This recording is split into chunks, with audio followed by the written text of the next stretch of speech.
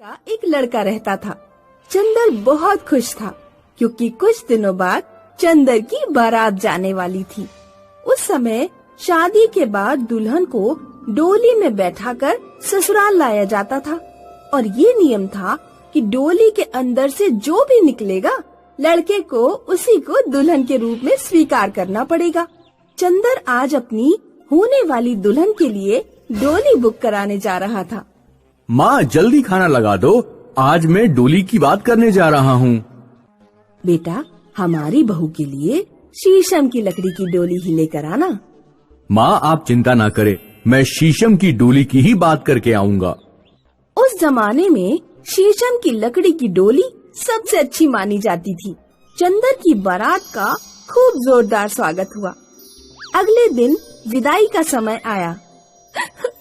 माँ पिताजी आपकी बहुत याद आएगी। दुल्हन डोली में बैठी, लोगों ने डोली उठाई और बारात लौट पड़ी। लौटते समय बारात जंगल के विश्राम गृह के लिए रुकी। भाइयों थोड़ी देर आराम कर लो, किसी को पेशाब जाना हो तो चले जाओ, कुछ खाना पीना हो तो खा लो। डोली उठाने वालों ने थोड़ी देर के लिए डोली रख दी और विश्राम करने लगे। कुछ देर बाद बारात ने फिर अपना सफर शुरू किया और शाम तक गांव लौट आई। चंदर की माँ और गांव की अन्य औरतें दुल्हन का स्वागत करने के लिए डोली के पास गईं।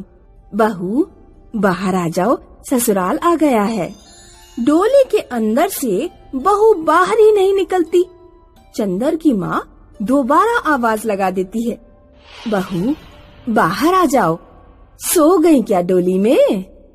बहू फिर भी बाहर नहीं निकली। गांव वालों की उत्सुकता बढ़ गई। आखिर चंदर की माँ ने खुद डोली का पर्दा हटाया। उसकी आंखें फटी रह गईं। हाय राम, इसमें तो एक भालू है। पूरे गांव में खबर बिजली की तरह फैल गई कि चंदर की डोली से बहू की जगह एक भालूनी निकल आई है। ये कैसे हो सकता है? डोली से दुल्हन कहाँ चली गई? गांव के मुखिया वहां पहुंचते हैं। नहीं, नियम और रिवाज के मुताबिक चंदर को इस भालू को ही अपनी बहू मानना पड़ेगा। मैं भालू को अपनी बहू नहीं मान सकता। इस डोली में जरूर कोई जादू है, इसने मेरी बहू को भालू बना दिया। डोली में कोई जादू कैसे हो सकता है?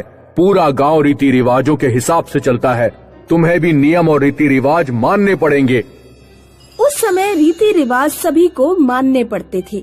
गांव वालों ने चंदर के ऊपर दबाव डाला और चंदर को भालूनी को ही अपनी बहू के रूप में स्वीकार करना पड़ा।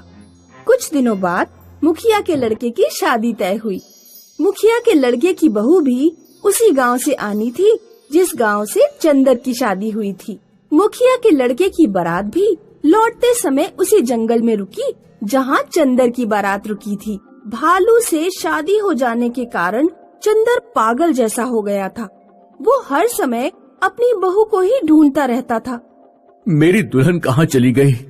डोली यहीं पर रुकी थी, कहाँ गई मेरी दुल्हन? मैं एक भालूनी को अपनी पत्नी नहीं बना सकता। अरे ओ चंदन, कहाँ जा रहे हो? वापस आ जाओ, बारात निकल रही है। मुखिया के बेटे की बहू की डोली गांव पहुंची। गांव की औरतें बहू का स्वागत करने आईं। जब डोली का पर्दा हटाया गया तो डोली में लोमड़ी निकली। पूरा गांव लोमड़ी को देखने के लिए इकट्ठा हो गया। दुल्हन कहाँ चली गई और इस डोली में भालूनी कहाँ से आ गई? कहीं से भी आई हो मुखिया जी, अब आपके बेटे को भालूनी को ही बहू के रूप में स्वीकार करना पड़ेगा। मैंने भी भालू को अपनी बहू के रूप में स्वीकार किया।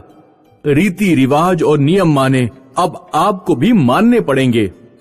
उस बार गांव में जितनी भी शादियां हुई उनमें डोली से दुल्हन गायब हो जाती और डोली के अंदर कोई जानवर निकल आता।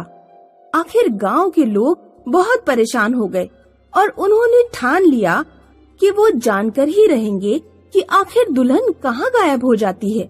डोली में कोई जादू है या फिर कोई और बात है। एक बार गांव के लोगों ने बारात को लौटाल कर लाने का नाटक किया। उन्होंने डोली में एक आदमी को बिठा दिया और डोली को जंगल में रखकर विश्राम करने लगे। डोली के अंदर बैठे आदमी ने देखा कि नीचे जमीन से कोई डोली का फर्श काट रहा है। वो एक लड़की का हाथ था। आदमी ने हाथ पकड़ लिया और शोर मचा दिया। आ जाओ गांव वालों, दुल्हन चोर पकड़ा गया, जल्दी आओ, वो जमीन के अंदर घुसा हुआ है। गांव के लोग इकट्ठे हो गए और उन्होंने हाथ खींचकर जमीन से एक लड़की को बाहर निकाल लिया। तो तुम ही हो जो हम लोगों की दुल्हन चुरा रही हो। हम समझ रहे थे कि डोली में कोई जादू है। हाँ, मैं ही हूँ। तुम्हारे गांव से मेरी शादी तय हुई थी।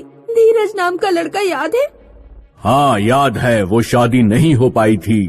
वो शादी इसीलिए नहीं हो पाई थी क्योंकि मेरे मम्मी पापा धीरज के लिए पर्याप्त दहेज नहीं दे पाए थे।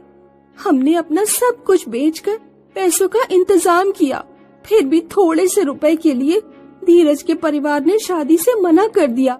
मैंने उस दिन ठान लिया कि धीरज के गांव में अब किसी लड़के की बहू नहीं पहुंचेगी। मैं दुल्हनों को जमीन के गुप्त रास्ते से अपनी झोपड़ी में ले जाती थी और उनकी जगह कोई जानवर डोली में रख देती थी। तुम लोगों की दुल्हनें मेरे पास हैं। चंदर और मुखिया लड़की से माफी मांगते हैं। तुम पर जो बीती उसके लिए हम सभी गांव वाले बहुत शर्मिंदा हैं, लेकिन तुम चिंता मत करो।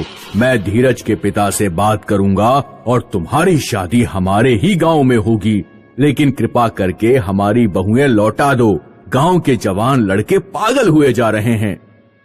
चंदर और गांव के बाकी लड़कों को अपनी दुल्हनें मिल जाती हैं और दुल्हन चोरी करने वाली लड़की की भी धीरज से शादी करा दी जाती है। उस दिन के बाद से गांव वाले खुशी